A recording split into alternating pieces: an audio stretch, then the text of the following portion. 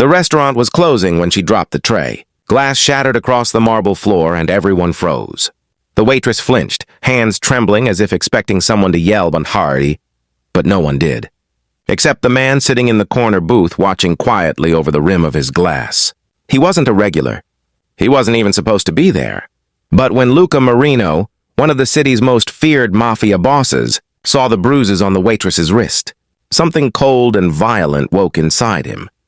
He leaned back in his chair, eyes narrowing, the dim light catching the scar on his jaw. "Who did that to you?" he asked softly. The girl shook her head. "No one.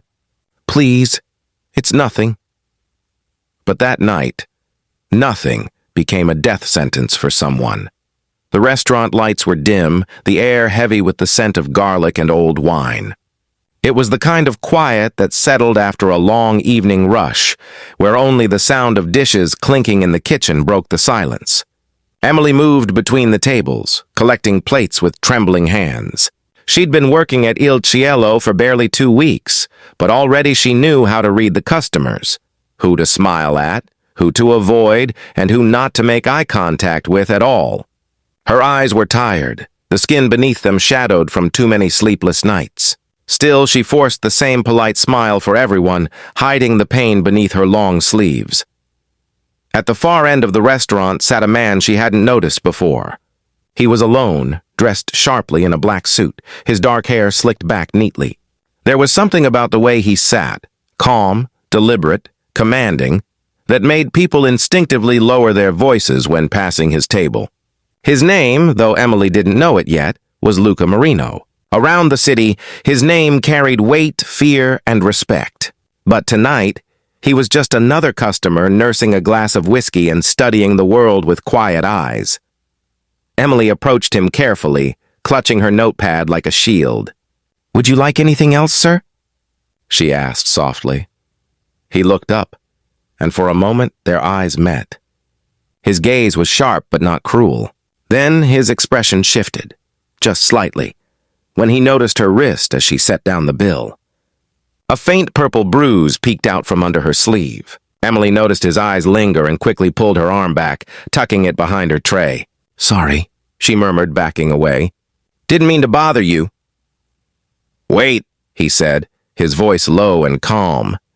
"What happened to your hand?" Her heart skipped. "It's nothing," she said quickly. "Just an accident."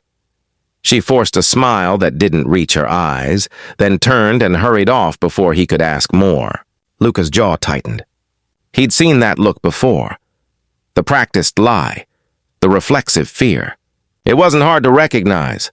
People had once flinched the same way around his father. He stayed longer than he needed to, watching her from the corner of his eye as she finished her shift.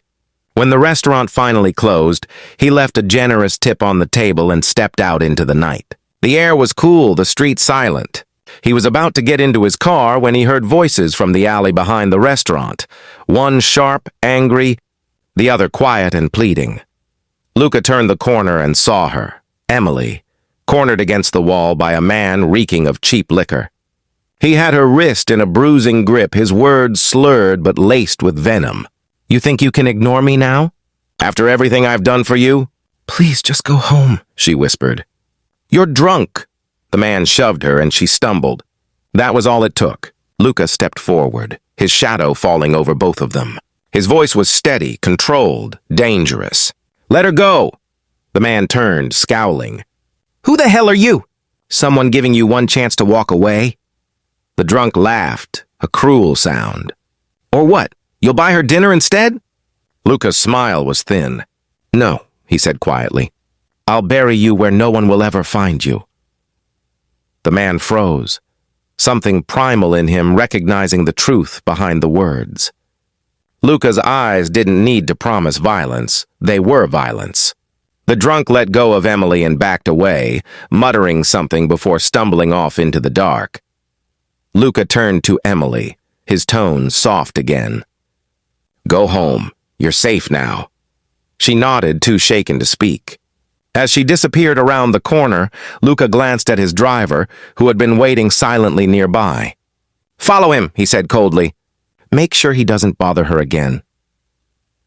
The next morning, Emily found an envelope on her doorstep, her unpaid rent, in cash. Beside it lay a single white rose. She didn't know who had left it. She only knew that, for the first time in a long while, she didn't feel afraid.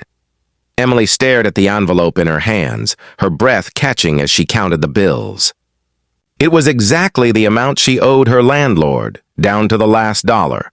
Her first thought was confusion. Her second was fear. She looked around the hallway of her worn-down apartment building, but it was empty.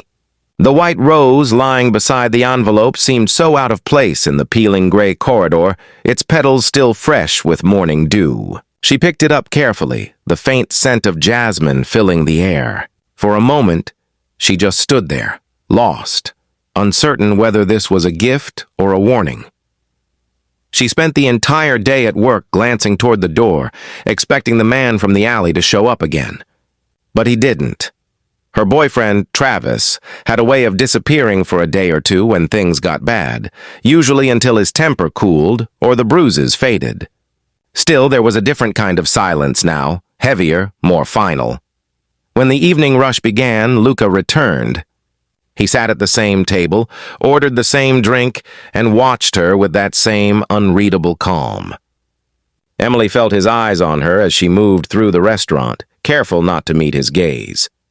When she finally approached to refill his glass, her voice trembled slightly. "Thank you for what you did last night," she said, barely above a whisper. "I shouldn't have let you get involved." Luca looked up slowly.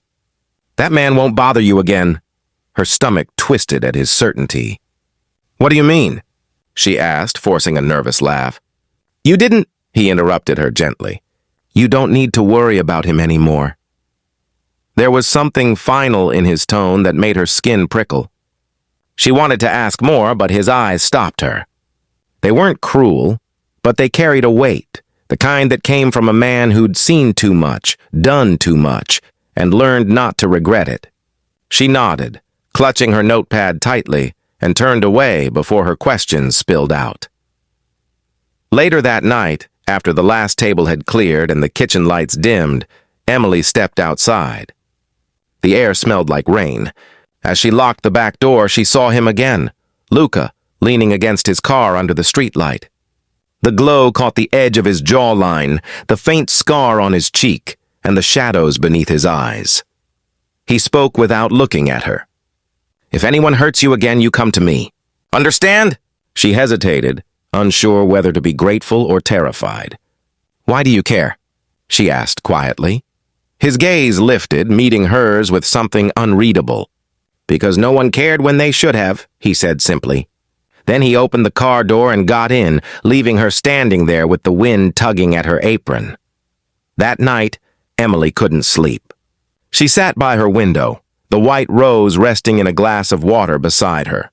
Something about Luca unsettled her, the way he carried danger like a shadow, yet somehow made her feel safe for the first time in years. She didn't know who he really was, but deep down, she sensed the truth. And miles away, on the outskirts of the city, a car engine roared to life in a dark alley. Two men in black stepped out, dragging a limp figure toward the riverbank. There were no words, no pleas, just the sound of water, swallowing secrets. By morning, the news reported the discovery of an abandoned jacket and a smashed phone near the docks.